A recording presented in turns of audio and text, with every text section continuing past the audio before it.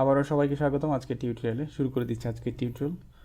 Last টিউটোরিয়ালে আমি আপনাদের সাথে ASP.NET 6 ওয়েব এপিআই প্রজেক্টের যে ফোল্ডার স্পেসিফিকেশান আছে সেই ফোল্ডার স্পেসিফিকেশান নিয়ে আলোচনা করেছিলাম। তো কোন ফোল্ডারে কী থাকে না থাকে জাস্ট সিম্পল বেসিক ডিসকাশন করেছিলাম। তো আজকে আমরা আমাদের যে এপিআই একটা এখানে আমরা কন্ট্রোলার দেখতে পাচ্ছি, একটা কন্ট্রোলার ফোল্ডার। তো যেটা বাই ডিফল্ট ছিল আমাদের কন্ট্রোলার ফোল্ডার, একটা কন্ট্রোলারও ছিল ওয়েদার ফোরকাস্ট কন্ট্রোলার। সো এখানে কিছু অ্যাকশন লিখা আছে।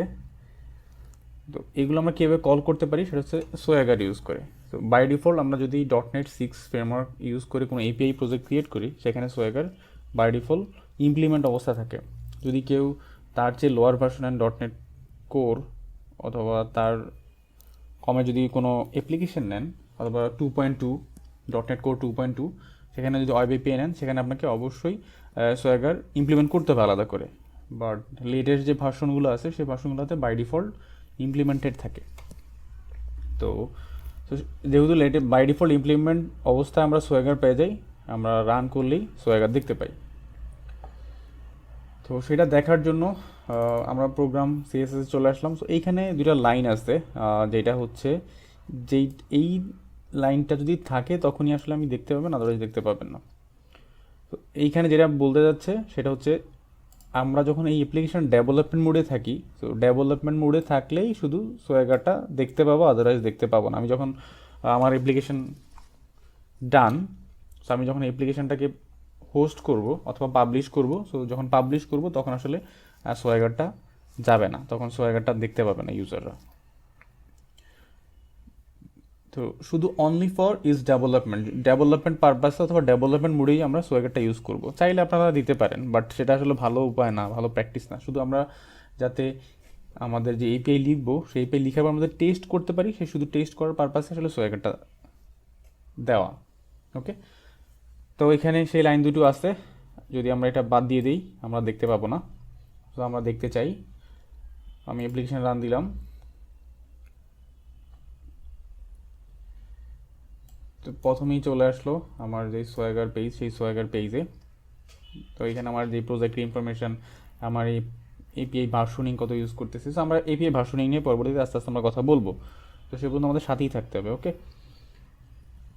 তো এখানে আমার যে ওয়েদার ফোরকাস্ট যে কন্ট্রোলার আছে, সো কন্ট্রোলারের নাম দিয়ে আমি এখানে দেখতে পাচ্ছি।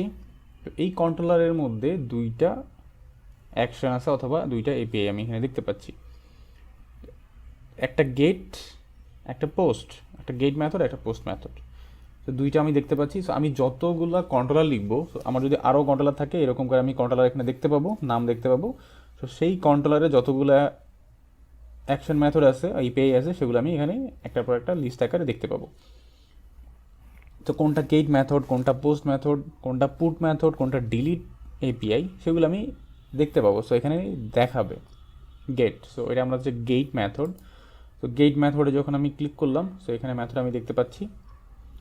তো এই মেথডে আপনি যদি এটা এক্সিকিউট করতে চান, ট্রাই ইট আউট। তো এখানে ট্রাই ইট আউট দিলে আপনি এক্সিকিউটের যে বাটনটা আছে সেটা পাবেন, আদারওয়াইজ পাবেন না। সো আমি যখন ট্রাই ইট আউট দিলাম, তখন এখানে যদি কোনো নো প্যারামিটার, যেহেতু কোনো প্যারামিটার নেয় না আমার এই মেথডটা, তো প্যারামিটারলেস এক্সিকিউট দিলাম, সে আমাকে ডাটা রিটার্ন করলো। সো এটা একটা স্ট্যাটিক ডাটা লিস্ট আকারে এখানে রাখা আছে, সেটাই আমাকে রিটার্ন করে দিচ্ছে, দ্যাটস ইট। এইখানে স্ট্যাটাস কোড দিচ্ছে, এটা কত স্ট্যাটাস কোড রিটার্ন করলো। সো এই স্ট্যাটাস কোড নিয়ে হয়তো আমাদের আলোচনা হবে, কোন স্ট্যাটাস কোড দিয়ে আসলে কী বোঝানো হয়। সো এটা আপনারা গুগল করলেও পেয়ে যাবেন, সেই পেজ স্ট্যাটাস কোডে কোন স্ট্যাটাস কোডে কী হয়। ওকে, দেন আমি যদি আমি এটাতে ক্লিক করলাম, আমরা পোস্টে যদি দেখতে চাই পোস্ট, তো সেমভাবে এইখানেও কোনো প্যারামিটার নেয় না, ট্রাই ইট আউট দিলে আমি এখানে দেখতে পাবো এক্সিকিউট। সো এক্সিকিউট করলাম,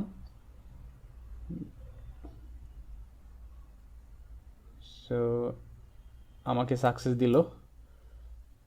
তো এইখানে যে বাই ডিফল্ট ওদের দুইটা মেথড অ্যাকশন এপিআই ছিল, অ্যাকশন মেথড ছিল গেট এবং পোস্ট, দুইটা আমরা সোয়াগার দিয়ে কল করে দেখলাম। সো এগুলা কল হচ্ছে কিনা সেটা আমি দেখতে পারবো কীভাবে। আমি যদি আমি চলে আসলাম আমাদের এখানে কন্ট্রোলারে গেট। তো যখন আমি গেট করতেছি তখন এই মেথডটা কল হয়, সো এইখানে আমি একটা ডিবাগ পয়েন্টার রাখলাম। সো ডিবাগ পয়েন্টার রাখার পর আমি এখানে চলে আসলাম,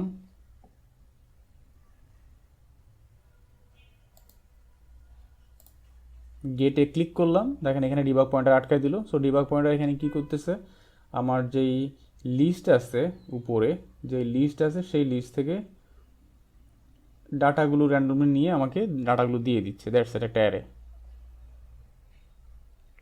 ওকে, তো কন্টিনিউ করে দিলাম। তার মানে আমার এই যখন এখানে আমি এক্সিকিউট করি,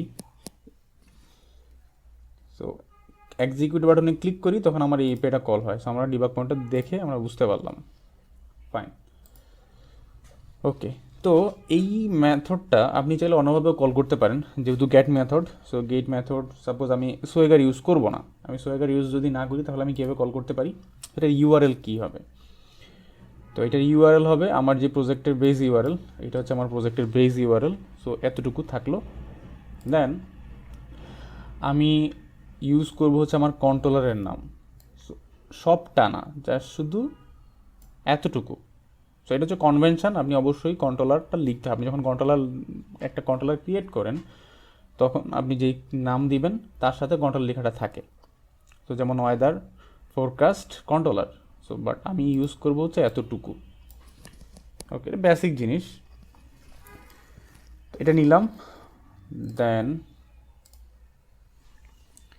এটাকে আমি পেস্ট করলাম, এন্টার প্রেস করলাম, আমি ডাটাগুলো দেখতে পাচ্ছি। সো এইখানে এতটুকুই পর্যন্ত ছিল। জাস্ট এইটাকে কল করলেই আমার এপিআইটা হিট হবে। বাট আমি চাইলে রাউটিং আলাদা করে করতে পারি। সো আমার যে এপিআইটা থাকবে, যে অ্যাকশনটা থাকবে, সেই অ্যাকশনটার আমি চাইলে আলাদা করে রাউটিং দিয়ে দিতে পারি। সো আমরা কীভাবে এপিআই আলাদা রাউটিং দেওয়া যায়, সো অ্যাকশনের নাম দিয়ে আমরা কীভাবে কল করতে, সেগুলো নিয়ে আমরা পরবর্তীতে আলোচনা করবো। রাউটিং নিয়ে একটা আলোচনা থাকবে, সে পর্যন্ত সাথে থাকতে হবে। ওকে, তো আমরা খুব ইজিলি ব্রাউজার দিয়েও গেট মেথডটাকে কল করতে পারতেছি। ফাইন, তো জাস্ট আমার যেই অ্যাকশন মেথড থাকবে, সেই অ্যাকশন মেথডের যে রাউটিং, আপনি যে ডিরেক্ট চাইলে আপনি ইউআরএল দিয়ে ওই অ্যাকশন মেথড, ওই অ্যাকশন অথবা ওই রাউটিং যদি আপনি কল করেন, হিট করেন, এন্টার প্রেস করেন, আপনি এপিআই কল হবে এবং সেই ডাটা আপনি দেখতে পাবেন। ফাইন,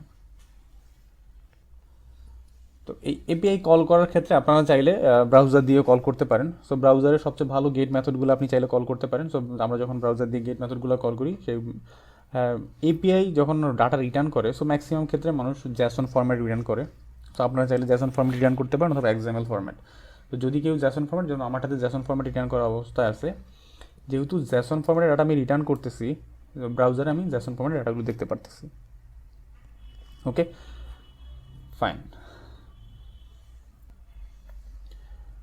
এই ছিল এই টিউটোরিয়াল। আমরা দেখলাম কীভাবে আসলে আমরা সোয়াগার ইউজ করতে পারি অথবা এপিআই কল করতে পারি। তা আমরা এই এপিআই কল করার জন্য আমাদের একটা সফটওয়্যার আছে, আমরা সেই সফটওয়্যার দিয়ে কীভাবে কল করা যায় অথবা আমরা সেই সফটওয়্যার ইউজ করে টেস্ট করতে পারি, সেটা নিয়ে আলোচনা করব।